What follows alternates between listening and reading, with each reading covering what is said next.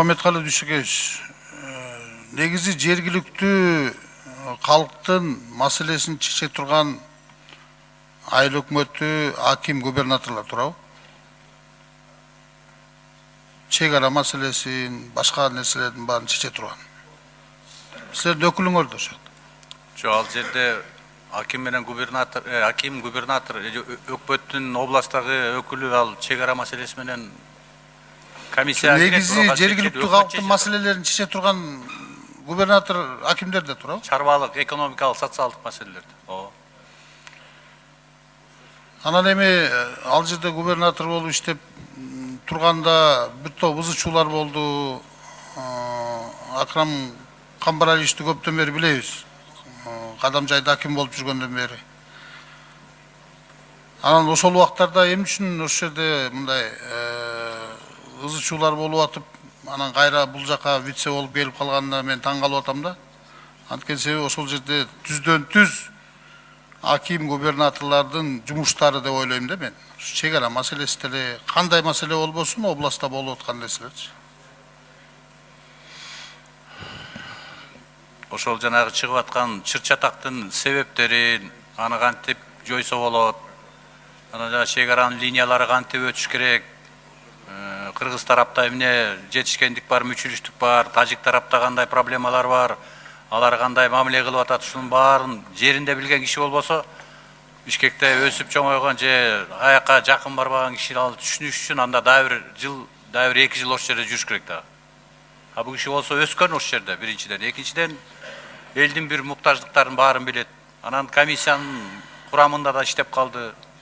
Мен ойлойм, башка кандидатуралар жаңы баргандан көрө бул киши батыраак да болот, убакытта абдан эктеме болот да, үнөмдүү болот да. Анан эффективдүү да болот. Акрам Камбаралич чечип кетсе, конечно, мамлекетибизге абдан жакшы. Ошондо үмүт менен баратабыз биз. Эми сиз үмүт менен эле келе атпайсызбы, негизи? Үмүт менен жашайбыз. Уже үмүт деп атып, сиздин 3 вицеңиз кетти, өкмөттүн жарымы кетти. Үмүт менен эле келе атабыз дагы эле биз деле. Ушу өкмөт иштеп кетер бекен деп.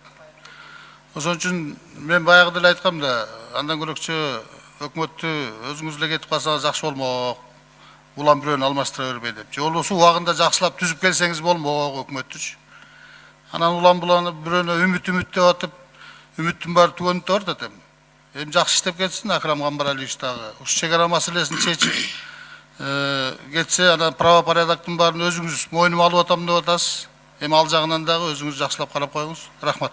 Рахмат. Эми үмүтүбүздү үзбөйлү. Баарыбыз жашаган үмүт менен жашайбыз да. Кайсы деп болбосун. Мухаммедкалы Дүйшекевич, мен мунуңуз Кызыл Кыяны мугалимдерге кандай кыйкырса мага да ошондой кыйкырсын деп атайын галстугун тагынбай келдим. Ушул жигиттин бир духун байкайынчы депчи. Мага канчалык кыйкыра албай чыгар. Сиз апендинин кызындай мактаган Жеңиш Разаков 4 жыл губернатор болду. 4 жыл вице-премьер-министр болду да, бирок 4 метр жерди чечпей кетти. Анан кетип атканда да жөн кетпей, урматтуу президентибизди, анан сизди баш кылтырып минтип айтып кетти. Кече Азаттыкка берген комментарийин айтып берейин да. Үй бүлөдөгү маселелерди калыбына келтирүү керек, ошондуктан арыз жаздым. Чек ара маселеси боюнча түшүндүрүштерин жүргүздүк. Жогорку кеңештин палатасына жалпы жыйындан өтүп түшүндүрүп чыктык. Бул кыйын маселе болгондуктан жеринде эл менен түшүндүрүштерин жүргүздүк. Менимче, чек араны чечүү маселеси көп жылдарга уланат. Мен баштаган ишти аягына чыгарыш керек беле же жок беле аны Кудай билет деп, мындайча айтканда чек коюп кетти. Анан сиз азыр эми дагы бир Баткендин губернаторун алып келатасыз да. Дегеле биз Баткендин губернаторун алып келип эле вице-премьер кылып өрбөй, анда Баткендин губернаторун ошака эле коюп эле вице-премьер деген статустук макамды ошака берип койбойбу? Бизде кыргыз өзбек чек арасында маселе жок. Казак менен жок, Кытай менен жок. Болгону тажик кыргыз чек арасында. Анда Баткендин губернаторуна эле статус берейик вице-премьер, ал так ошондой экен да. Сиз кандай көз караштасыз? Анан мунуңуздан башка өзүңүз сунуштап атасыз да, башка талапкер жок болобу депчи. Эми Улукбек Кочкоров окшогон мыкты жигит бар, министр, чек истесең чек, чечен десең чечен. Мунуңуз деле мал доктор экен го, анан ара чолоодо мунуңуз аксап калып, дагы уят болуп калбайсызбы деген эле өтүнүч эмес, өкүнүчтү айтып атам да. Ушуну өзүңүз сунуштап атасыз, жоопкерчиликтин баары сизде болот да, Мухаммедкалы Дүйшекевич. Рахмат. Рыскел Шыныбекович, ал жерде Баткендин областын жетекчисин вице кылып берген, а бер жакта Өзбекстан боюнча да маселе бар да. Анда бер жакта Ош менен Жалал Абад областында да ошондой бериш керек болот. Башка мамлекеттер менен эле аягына чыга элек маселелер бар. Мындан тышкары чек арага жайгашкан, жакын жайгашкан калктуу конуштарды өркүндөтүү боюнча абдан чоң социалдык маселелер бар. Булардын баарын Баткен областында отуруп чече албайт аны. Ал өкмөттө. Анан бир чети, экинчи чети башка мамлекеттердин мамлекеттик комиссиялары өкмөттүн гана деңгээлинде сүйлөшүшөт алар. Алар өзлөрү келип Баткенде же болбосо биздин областтардын вице-премьер статусу менен сүйлөшкөндө ал башкача болуп калат. Алардыкы мамлекетте өкмөттүн мүчөлөрү жана вице-премьерлери келет. Анан бул жерде да биз өзүбүздүн деңгээлибизди карашыбыз керек да. Анан о чек ара боюнча өкмөттүн өкүлү да бүгүнкү күнгө чейин дайындалбай атпайбы? Бул киши кеткенден кийин кадр кызматын орду деле баштайт. Бизде эмне кадрлар жокпу деген сөз келет да. Ал дайындалган, Искандеровдон кийин Ботобаев дайындалган. Азыр эми жер боюнча ошол Агенттикке кетип калды. агенттикти бүт жер маселеси. Мисалы үчүн чек аранын кээ бир маселелеринин чечилбей жүргөнү бизде жер маселеси боюнча 4 мамлекеттик орган тейлеген. Эки жака тартып отуруп, кимиси эмнеге жооп берет айын жок. Азыр мына Ботобаев мырза барды, азыр бир системага келтирип атат. Картография маселесин, топография маселесин бардыгын бир системага келтирип атат. Ошон үчүн ал жерде проблема жок, ал жерде орун басарлары жана башка адистер иштеп атат. Мына эки мыйзамды карап атабыз да, эки мыйзамдын аталышында жарандык жоопкерчилигин милдеттүү камсыздандыруу жөнүндө биринчисинде да, экинчисинде дагы жоопкерчилик жөнүндө жазылып атат да. Стат секретарь. Мына кече былтыры жоопкерчилик боюнча сүйлөсөк.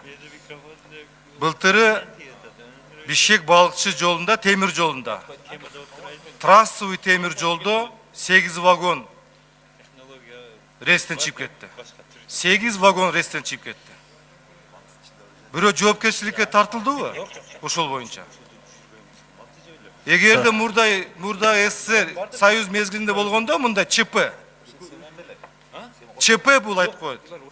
Эгерде эртең Бишкек балыкчы жолунда жүргүнчүлөр жүргөндө эмне болот эле? Эгер Союз кезинде ушундай ЧП болгондо ошол темир жолдун жетекчисин эртең эле бирде келип коет эле. Эч кандай жоопкерчилик жок сиздердин тарабыңардан. Туура Бакыт Турбаевич, бул чоң кырсык болду. Бул үстүндө комиссия атайын комиссия түзүлүп иштеп атат. Жыйынтыктары мына жакын арада чыгыш керек. Чараны сөзсүз көрүлөт. Мен айтат элем, өкмөттүн өкүлү бул ЧП темир жол бул о тиги мекеменин веткасы эмес бул. Бул трассовый темир жол. Бишкек тиги балыкчы жай кезинде Өзбекстандан келет, башка туристтер келет, ушу поезд менен жүрөт. Бул эмне жоопкерчилик карап атабыз, комиссияны карап атабыз деп атасыңар. Ошол рейсти караган жок өзүнүн убактысында. Шпалдарды караган жок, обслуживание кылган жок, тех обслуживание жасаган жок, көзөмөл болгон жок. Мына ушул жоопкерчилик.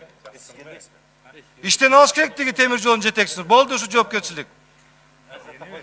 Бул ЧП, мен сиздерге айтып коем, бул чоң ЧП болчу бул.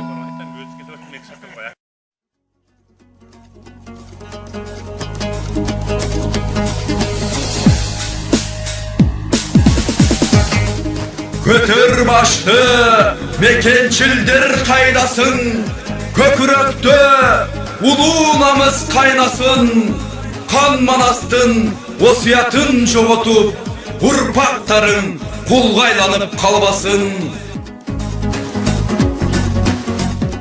Мекенчил бул турмушта башкысы, мекенчилдик келечектин ачкычы, мекениңдин баркын билгин ардайым, мекен деген бардык элдин бактысы.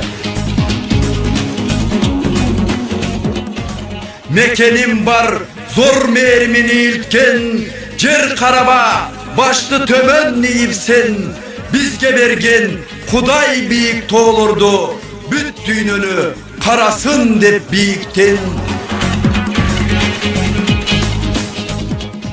Meken sizge ömür sürüş bekerdir, meken jerin süybögön can beçeldir.